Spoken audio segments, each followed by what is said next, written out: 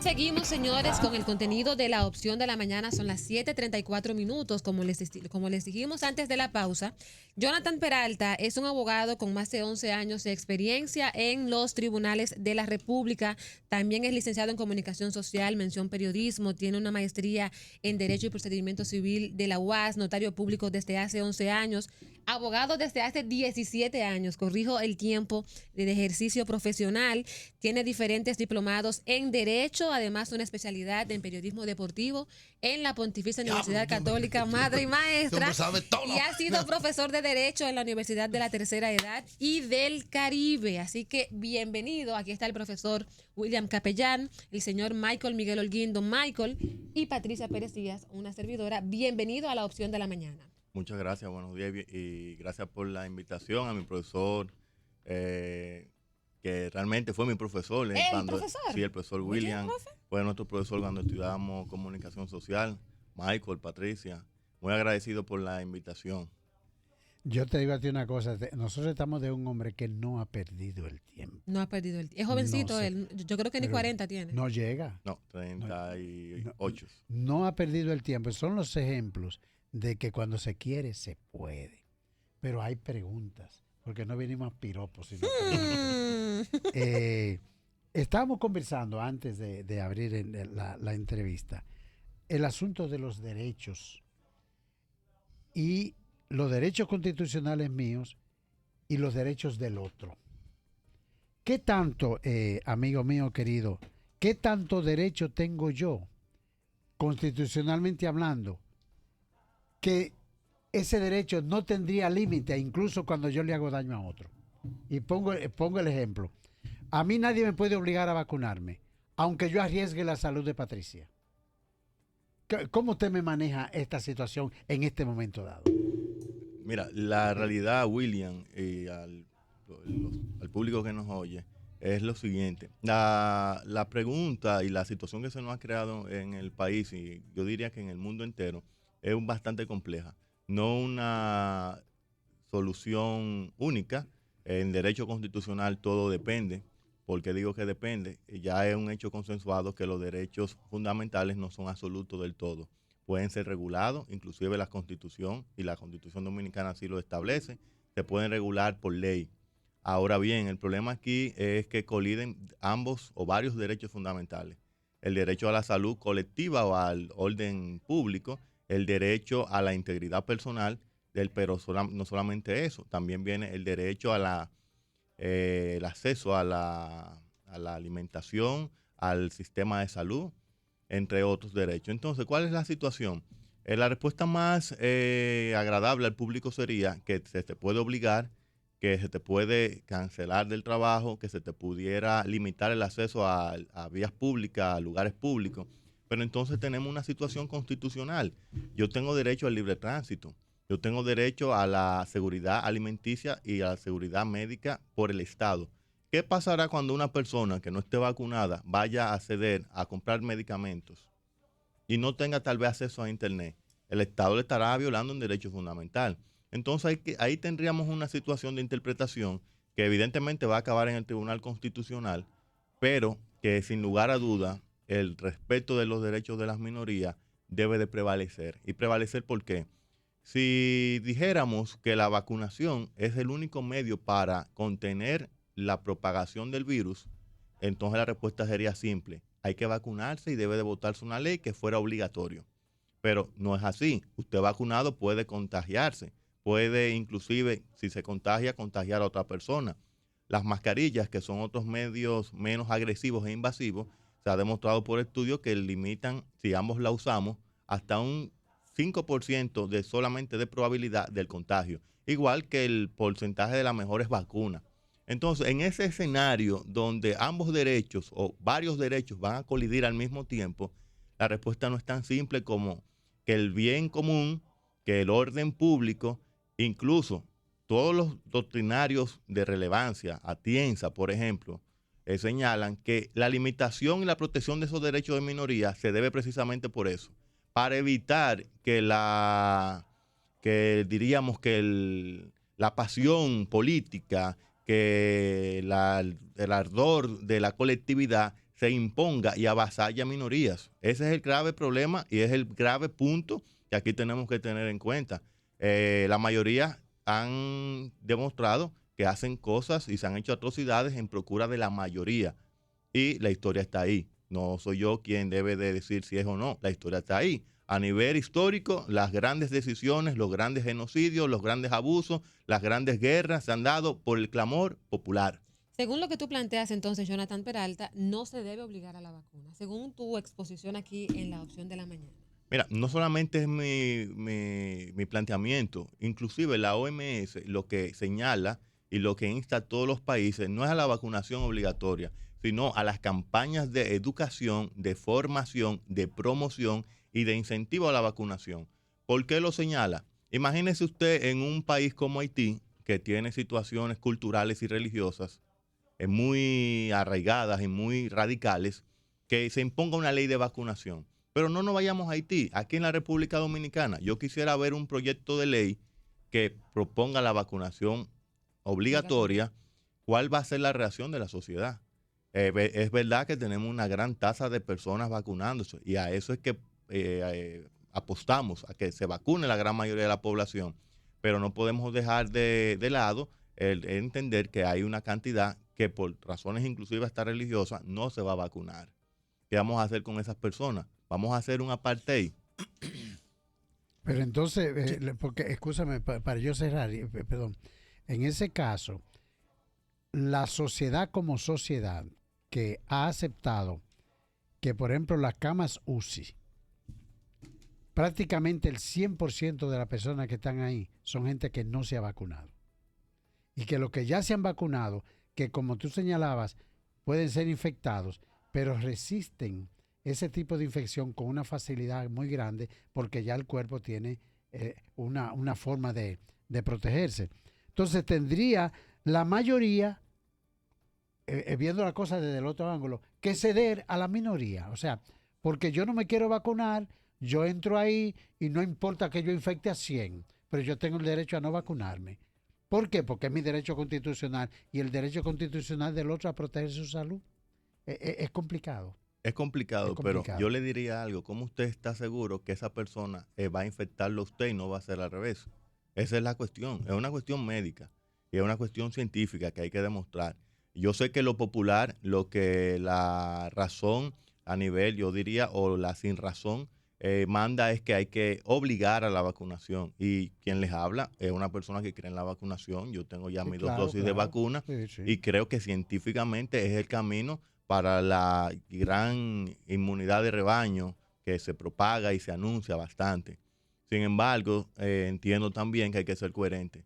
Eso fue el mismo argumento que los nazis utilizaron en la Segunda Guerra Mundial, que se podían limitar derechos, que había cuestiones médicas que daban una superioridad a otras personas. Claro, no es la misma situación, esto es una pandemia. Exactamente. Pero de esa situación diríamos, de convulsión social a la que tenemos hoy es lo más parecido. Esto es una guerra.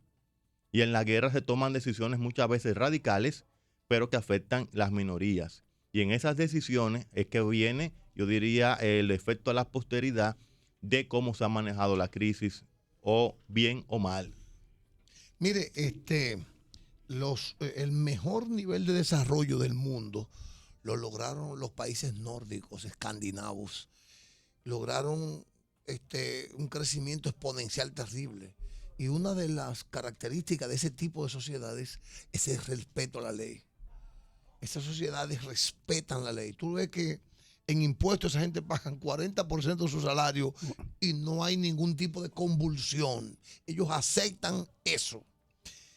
Yo toda una vida, yo diría que 20 años, tengo yo pensando, buscando cómo es que una sociedad logra construir esa cultura de respeto a la ley.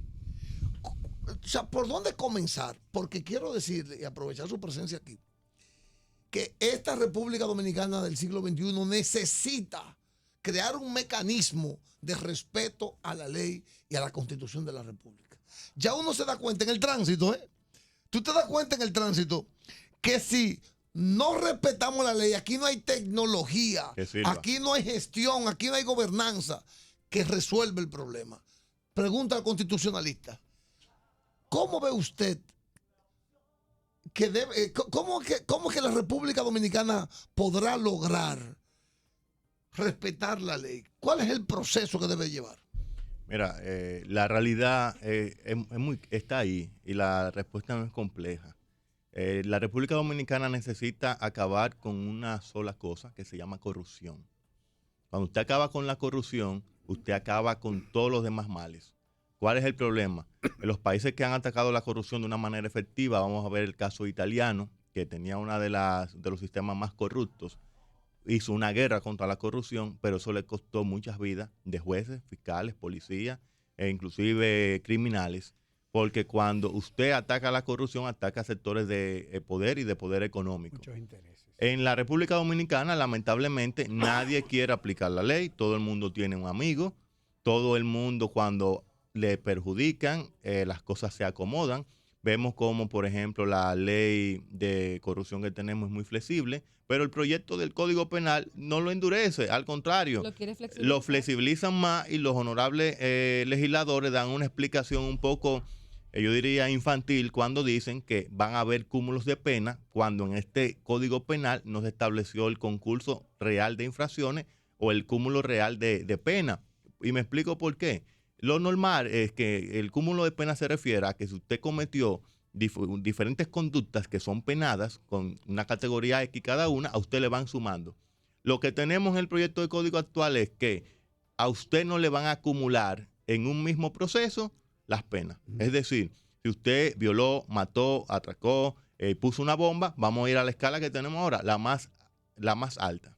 Lo que debe de pasar es que si la violación son 20 años, 20 años. El asesinato son 20, son 40. La bomba son 30, de 30 a 40, le echan 40, son 40. No, un régimen de consecuencia duro. En el mismo hecho, todos los delitos que se cometan en el mismo hecho, que se acumulen. Exacto, el concurso real del concurso real de infracciones. Pero ahora bien, aquí se habla mucho del cambio, de la lucha contra la corrupción, y yo creo que la ley empieza por casa. Yo creo que tenemos que aprobar la ley de extinción de dominio, que es peligrosa porque se puede mal utilizar para fines políticos. Pero, señores, vamos a hablar claro. Aquí hay fortunas que no aguantan una auditoría. No una auditoría. El simple hecho de que usted llame a una gente, lo siente y le diga, dígame de dónde usted ha sacado su dinero. No lo aguanta. Pero así está el 80% de la población dominicana.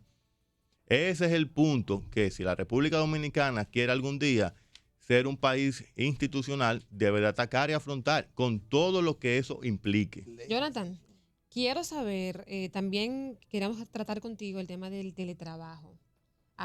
Recuerdo que en diciembre el gobierno, creo que fue en diciembre, por ahí, no recuerdo bien. Un poquito antes. Un poco antes de salir del gobierno, no recuerdo. Pero el caso es que hay una resolución que hasta ahora es con la que se están manejando las autoridades, tanto el Ministerio de Trabajo, las empresas, para que haya como una especie de normativa y que en el Congreso Nacional se está conociendo un proyecto referente al teletrabajo. Quisiera saber, según tu experiencia y los casos que han llegado, si es que ha llegado alguno, en qué está eso y si realmente en la República Dominicana esto tiene futuro. Miren, sin lugar a dudas, si hay una resolución, me parece que a principios de diciembre, la última, del Ministerio de Trabajo, de este gobierno, básicamente lo que ellos quisieron darle una especie de marco regulatorio general, porque debe de hacerse una ley para eso. En esa resolución establecían, por ejemplo, una palabra muy importante, que es la desconexión digital. Desconexión digital. También establecía que no se podía instalar sistema de videollamada o de cámaras de seguimiento. Es decir, como un monitoreo al empleado en el área privada. Claro, si usted iba a tener una teleconferencia, usted podía tener el acceso normal y lógico de los sistemas de comunicación. Se estableció que algo que yo diría que es un poquito ambiguo, una cuestión de que si usted quería volver a la modalidad anterior y había una diferencia, entonces había que someterlo al Ministerio de Trabajo. En sentido general fue una resolución que lo que pretendía o pretende es trazar pautas un poco claras de qué modalidad de trabajo usted va a hacer. Puede ser presencial, puede ser, ellos le llaman teletrabajo, pero yo creo que eso es más trabajo a distancia, porque no van a utilizar la vía telefónica obligatoriamente, más se utilizarían la vía tecnológica de la internet. También establecía que no se podían poner el mecanismo de ciertos controles en cuanto a la asistencia y a la colaboración o el momento en que usted trabajara, eso yo diría que es algo muy normal. Ya en el mundo, a nivel de un gran porcentaje, teletrabaja o trabaja a distancia y los sistemas operativos controlan que usted pueda acceder. Claro, yo creo que la República Dominicana aquí tiene el gran reto. Aquí se mide más la función del tiempo que usted dedica a una labor que los resultados que usted rinde. En los Importa más países, que tú dures las 8 horas que la productividad. exacto. Entonces es el gran desafío para que seamos competitivos, porque la ventaja del teletrabajo, el trabajo a distancia, no es precisamente que usted esté 10 horas en un monitor fijo, sino que los requerimientos que se le hagan sean atendidos y Mira, satisfactoriamente atendidos. yo observaba a un cuñado mío, el esposo de mi hermana menor. Él viajaba desde Connecticut a Nueva York todos los días a las 5 de la mañana. Pero llegó un momento y se puso de acuerdo con la empresa y dejó de viajar. Y él monitorea el equipo de trabajo que él tiene desde su casa, desde mucho antes de la pandemia, como 5 o 6 años antes. Ya él trabaja desde su casa y sabe lo que tú estás haciendo, porque sabe lo que tú dices, porque se trabaja por resultados. Entonces, él le da un botón y te está observando a ti, que tú estás haciendo tal cosa. Si hay algo que no está bien, ahí mismo te habla y te dice, fulano, eso no es así, hazlo de esta manera. Y es un monitoreo constante. Entonces, la cuestión del teletrabajo, entendido como el trabajo a distancia, llegó para quedarse. Una realidad. Sí, eso llegó para quedarse y le beneficia a todo el mundo. Mira, tú no tienes que salir a la calle, no gastas combustible, no gastas un montón de cosas, pero al mismo tiempo no estás ocupando un espacio en un edificio. O sea, todo el mundo gana con el teletrabajo. De modo que yo entiendo que el concepto este que se está manejando y que tú muy bien explicas, hay que tenerlo clarito. Entonces, el Ministerio de Trabajo, entiendo yo que debe establecer regulaciones, pero mantener siempre un ambiente de flexibilidad, eliminar la rigidez, porque no ayuda. Me gusta. Eso es así. Mira, inclusive, déjenme decir, en la resolución establecieron que los medios para el teletrabajo, es decir, el ancho de banda, los instrumentos, deben de ser suministrados por la empresa. Eso creo que fue un paso de avance muy importante. Claro. Yo en el caso particular tengo un hermano que teletrabaja, él vive en Estados Unidos y ha viajado el mundo entero y sigue trabajando. Es decir, usted se va a Colombia, dura un año y trabaja normal, y lo que sí usted tiene que cumplir con la conexión, Claro. dar respuesta a los proyectos que usted tiene, y evidentemente ese es el futuro. Claro, ahí se abren también nuevas circunstancias, que es la conexión digital permanente. En la resolución se establece un acápite de que hay que crear los mecanismos de que usted tenga ese derecho a la desconexión digital. Recuerden que cuando usted teletrabaja no hay como una barrera de tiempo muy clara y se puede correr el riesgo de que usted trabaje en exceso o se le requieran cosas fuera de horario. Pero como usted está teletrabajando, entonces, ¿cómo se distingue eso? Eso creo que fue algo muy importante que la resolución lo estableció, pero debe de ser más acabado, inclusive a nivel legislativo. Eso lo trabajan con agenda, porque qué bueno que lo compartamos. Eso se trabaja con agenda, porque yo tengo experiencia de gente de mi entorno que lo está haciendo. Por ejemplo, se sabe que tal día a las 10 de la mañana hay una reunión. Y tú sabes que todo el mundo a las 10 de la mañana tiene que estar conectado. Que tú estés en Australia, a ti te toca a las 3 de la madrugada, pero tiene que estar conectado a esa hora. Eso es así. ¿Sí? Y así que funciona.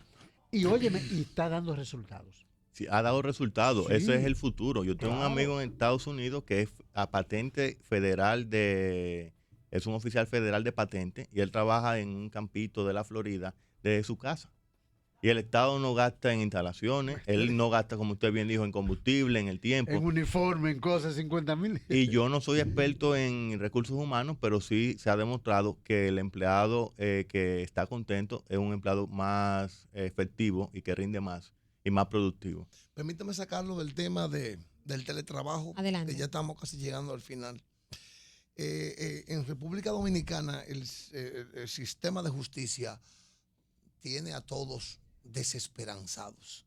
O sea, Odebrecht, cuando arrancó, mediáticamente me refiero, cuando ese tema salió, ¡wow! Van a caer 50 presos, van a pasar, y la gente se hace idea. Sin embargo, al final de la jornada, la montaña parirá un ratón.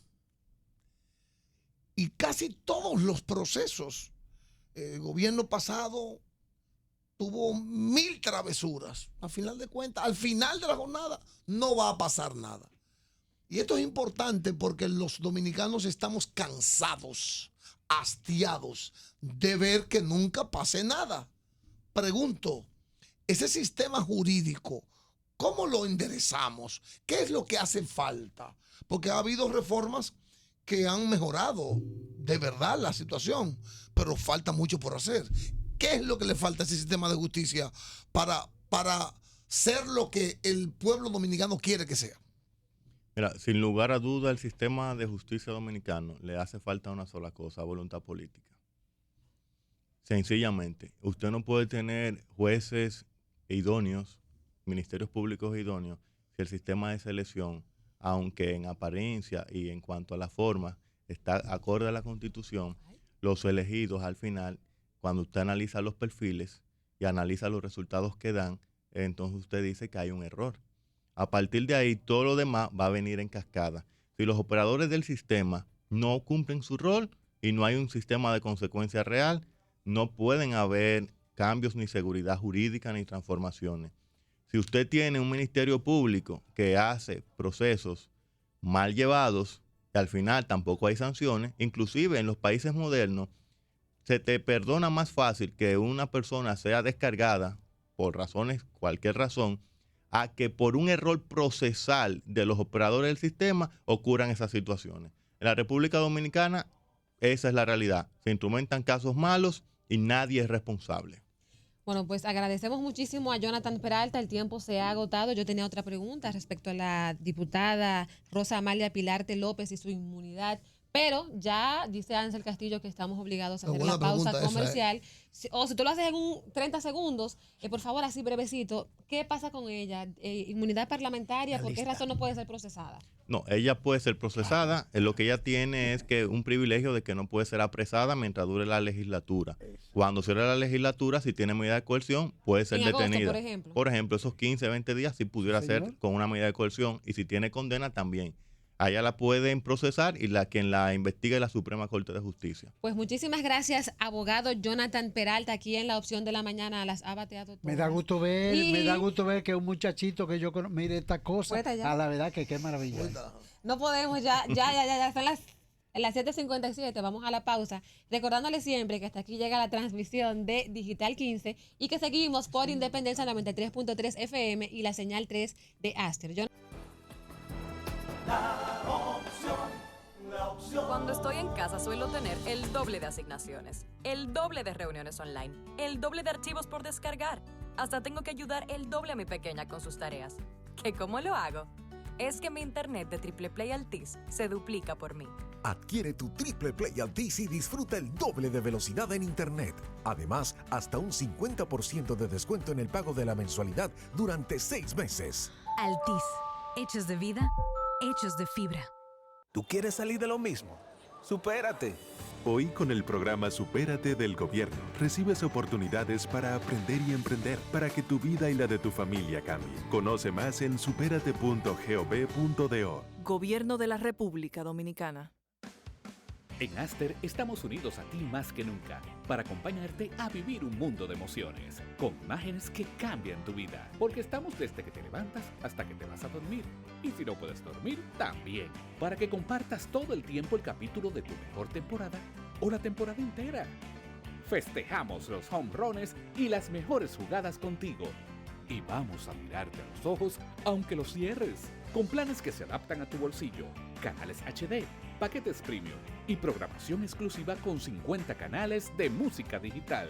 Además de navegar sin límites con Faster. Infórmate, relájate, diviértete. Con Aster, tú eliges qué ver.